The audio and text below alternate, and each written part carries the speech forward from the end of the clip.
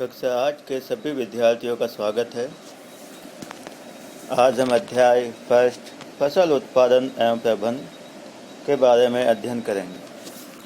फसलों के बारे में आप सभी जानते हैं, किसान अपने खेतों के अंदर अपनी आजीविकाओं को पूरी करने के लिए फसलें उगाता है, उसकी देखभाल करता है और फसल पकने के पश्चात उसे मंडी के अंदर बेच आता है। कुछ फसल वो अपने घरेलू उपयोग के लिए रख लेता है, बाकी जो फसल होती है उसको वो बाज़ार के अंदर बेच आता है। तो आज हम फसलों के बारे में अध्ययन करेंगे। फसलों के बारे में आप अच्छी तरह जानते हैं। नॉर्मल खेतों के अंदर जो भी काम होता है वो हमारे इस अध्याय के अंदर है। तो आइए हम इस अध्याय को शुरू करें। ग्रीष्मावकाश में पहले हम बूझो अपने चाचा के घर गए। उनके चाचा एक किसान है। एक दिन उन्होंने खेत में कोई औजार देखे, जैसे कि खुरपी, दरांती, बेलचा और हल। खुरपी, दरांती, बेलचा और हल, इनके बारे में आप जानते हैं कि ये कहाँ उपयोग होते हैं।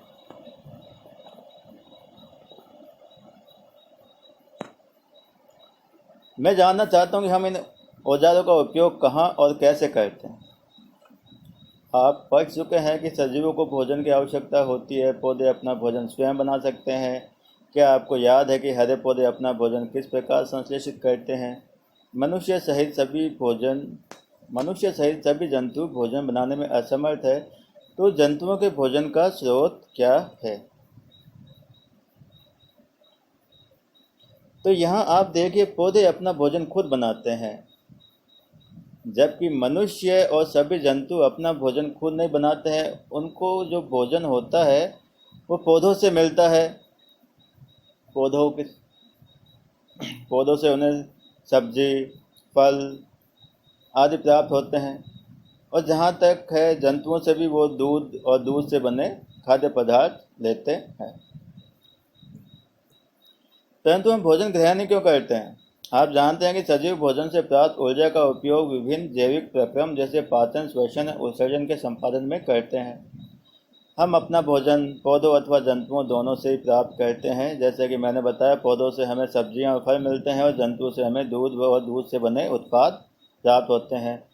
और भोजन करने से एक मनुष्य भोजन क्यों करता है, एक सजीव भोजन क्यों करता है? क्योंकि उसके शरीर के अंदर विभिन्न जैव रासायनिक प्रक्रम चलते हैं, जैसे कि पाचन, श्वसन और उत्सर्जन। मनुष्य को जब भूख लगती है, उसका शरीर जब थक जाता है तो उसे कैलोरी की आवश्यकता होती है। जब बाहर से हम भोजन ग्रहण करते हैं तो वो सारा प्रक्रम, उस भोजन से ऊर्जा प्राप्त करने का सारा प्रक्रम हमारे पाचन तंत्र में होता है। श्वसन के रूप में हम ऑक्सीजन ग्रहण करते हैं और कार्बन डाइऑक्साइड निकालते हैं। और उत्सर्जन के अंतर्गत जो शरीर के अपशिष्ट पदार्थ होते हैं वो शरीर से बाहर निकाले जाते हैं। तो इस प्रकार हम सभी को भोजन की आवश्यकता होती है। अतः हम अपने देश के इतने अधिक लोगों को भोजन किस प्रकार उपलब्ध करा सकते हैं? भोजन का बड़े स्तर पर उत्पादन करना आवश्यक है, क्योंकि एक विशाल जनसंख्या को भोजन प्रदान करने के लिए इसका नियमित उत्पादन, उचित प्रबंधन एवं वितरण आवश्यक है। अब आगे कृषि पद्धतियाँ। आज से हजारों साल पहले मनुष्य घुमंतु थे। वे एक जगह से दूसरी जगह जाते, भोजन आवास की खोज में समूह में विचरण करते रहते। वे कच्चे फल और सब्जियां खाते थे। उन्होंने भोजन के लिए जंतुओं का शिकार करना प्रारंभ किया और जब उनको कुछ समझ आई तो उन्होंने कॉलोनी में रहकर एक ही जगह की खेती करना शुरू किया। खेती के रूप में चावल, गेहूँ और अन्य खाद्य फसलों को उत्पादित कर सके। इस प्रकार कृषि का प्रारंभ हुआ। अब फसल किसे कहते हैं? जब एक ही प्रकार के पौधे किसी स्थान पर बड़े पैमाने पर उगाए जाते हैं तो इसे फसल कहते हैं। उदाहरण के लिए, गेहूं की फसल का अर्थ है खेत में उगाए जाने वाले सभी पौधे गेहूं के हैं। तो फसल उसे कहेंगे जब एक बहुत बड़ा क्षेत्र हो, जैसे कि हमारा खेत, उसमें सिर्फ एक ही प्रकार के पौधे लगे हों, उसे ही फसल कहेंगे। आप जानते हैं कि फसलें विभिन्न प्रकार की होती है, जैसे कि अन्न, सब्जियां और फल। जिस मौसम में ये पौधे उगाए जाते हैं उसके आधार पर हम फसलों का वर्गीकरण कर सकते हैं। यानी कि मौसम के आधार पर फसलों का वर्गीकरण करना होगा, वो आगे बताया है। भारत एक विशाल देश है। यहाँ ताप, आर्द्रता और वर्षा जैसी जलवायु परिस्थितियाँ एक क्षेत्र से दूसरे क्षेत्र में भिन्न हैं। हमारा देश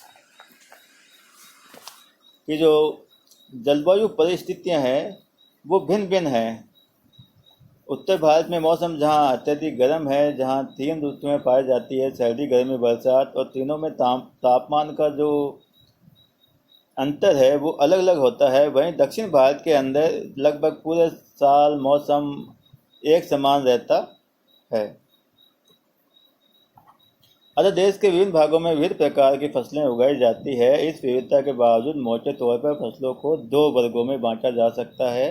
तो फसलों को 2 वर्गों में बांटा गया है। पहली है खरीफ फसल और दूसरी है रबी फसल। और ये कब बनाई जाती है? वह फसल जिन्हें वर्षा ऋतु में बोया जाता है खरीफ फसल कहलाती है। भारत में वर्षा ऋतु सामान्यतः जून से सितंबर तक होती है। धान, मक्का, सोयाबीन, मूंगफली, कपास ये खरीफ फसलें हैं। इसके अलावा रबी फसल है जो शीत ऋतु में उगाई जाती है। गेहूं, चना, मटर, सरसों, अलसी रबी फसल के उदाहरण है। इसके अलावा आधारित फसल पत्तियां कि धान को शीत ऋतु में क्यों नहीं उगाया जा सकता, या धान को बहुत अधिक पानी की आवश्यकता होती है, अतः इसे केवल वर्षा ऋतु में ही उगा सकते हैं। शीत ऋतु में नहीं उगाने का कारण यहाँ बता दिया गया है क्योंकि अत्यधिक पानी की आवश्यकता होती है। फसल उगाने के लिए किसान को अनेक क्रियाकलाप सामयिक अवधि में करने होते हैं। आप देखेंगे कि ये क्रियाकलाप उस प्रकार के हैं जिसका उपयोग माली अथवा आप सजावटी पौधे उगाने के लिए करते हैं। ये क्रियाकलाप अथवा कार्य कृषि पद्धतियाँ कहलाती है। कृषि पद्धतियों के बारे में हम आगे अध्ययन करेंगे।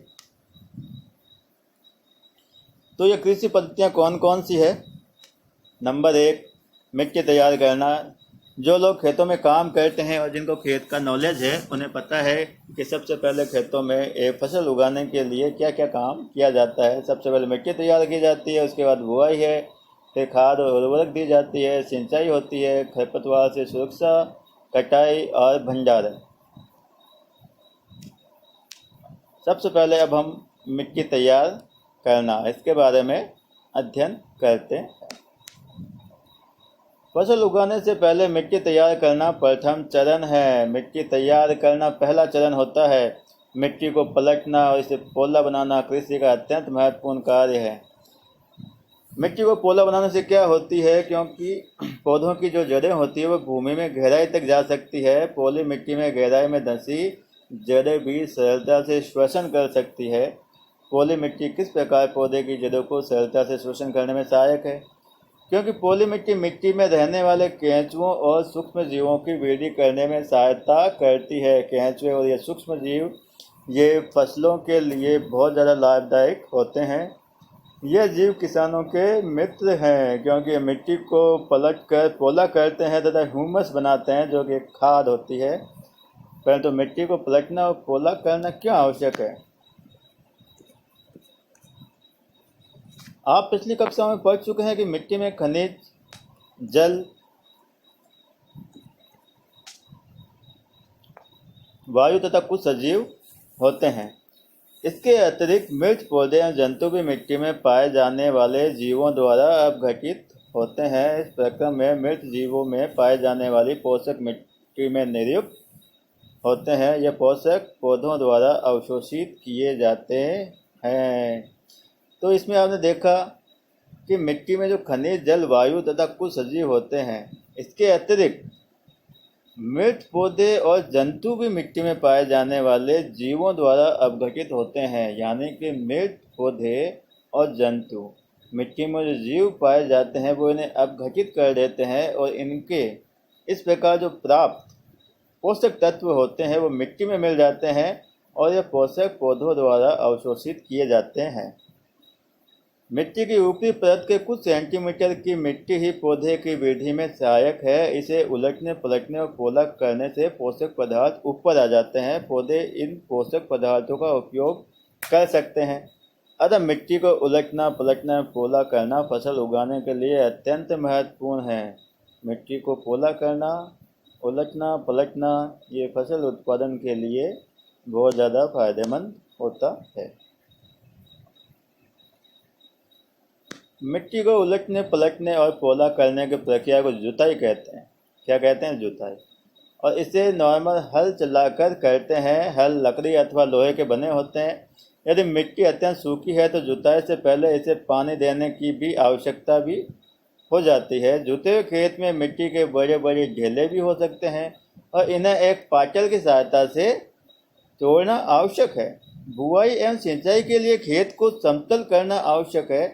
समतल खेत को समतल इसलिए किया जाता है ताकि जब सिंचाई की जाती है तो पानी पूरे खेत में समान रूप से वितरित किया जा सके और यह कार्य पाचल द्वारा किया जाता है। कभी कभी जुताई से पहले खाद दी जाती है। इससे जुताई के समय खाद मिट्टी में भली भांति मिल जाती है और बुआई से पहले खेत में पानी दिया जाता है। कृषि औजार।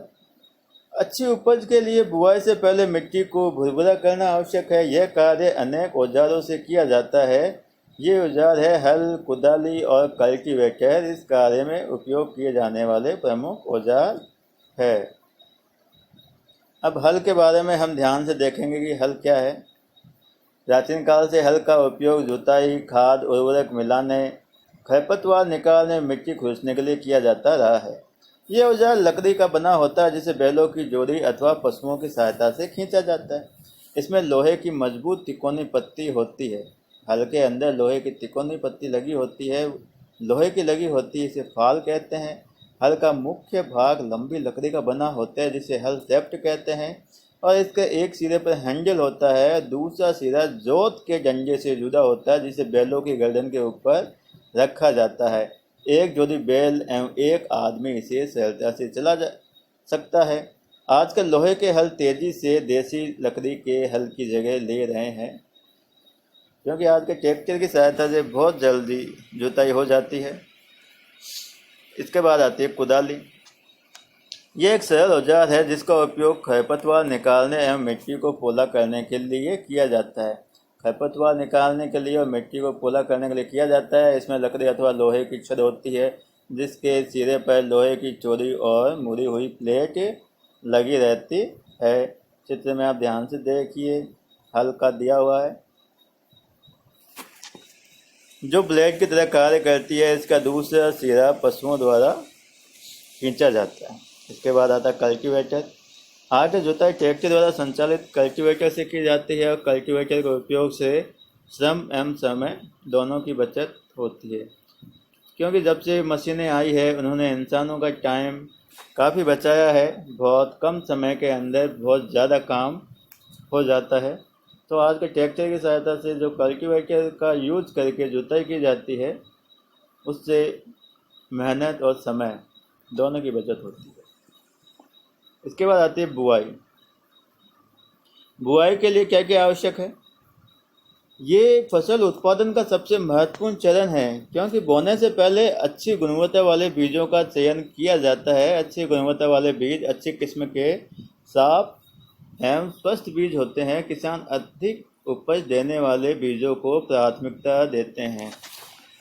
जब किसान फसल तैयार करता है तो सबसे महत्वपूर्ण काम उसका बुआई होता है क्योंकि यदि बीज अच्छे होंगे तो फसल भी अच्छी होगी और गलती से यदि खराब बीज का उपयोग अपने खेतों में कर लें तो उसकी सारी मेहनत और पैसा बर्बाद हो जाएगा। इसलिए अच्छे बीज खेती के सबसे महत्वपूर्ण प्रक्रम है। अब अच्छे बीज किस प्रकार पता लगाया जा सकता है कि कौन से बीज अच्छे हैं कौन से बीज खराब है। तो इसके लिए एक प्रयोग है। इस प्रयोग में देखिए, प्रयोग में बताया गया है कि आप कुछ बीज लीजिए और उन्हें पानी में डाल दीजिए। अब होता क्या है कि जो बीज पानी में बैठ जाते हैं वे हल्के हैं या भारी है। अरे पानी में जो बीज चले जाते हैं नीचे जम जाते हैं वो नॉर्मल अच्छे बीज होते हैं और ख़राब बीज होते हैं वो क्षतिग्रस्त बीज, खोखले हैं, ये पानी के ऊपर तैरने लगते हैं। इन बीजों को अलग कर लिया जाता है। तो अच्छे और स्वस्थ बीजों को क्षतिग्रस्त बीजों से अलग करने की ये एक अच्छी विधि है। अब परंपरागत औजार कौन से होते हैं। परंपरागत औजारों का मतलब है कि पुराने समय में जब खेती में नई तकनीक नहीं आई थी, उस समय खेती की जाती थी, तो उस समय कौन कौन सी चीज़ें हमारे पूर्वज उपयोग करते। परंपरागत रूप से बीजों की बुआई में इस्तेमाल किया जाने वाला औजार कीप के आकार का होता है। कीप के आकार का यह चित्र में दिया हुआ है।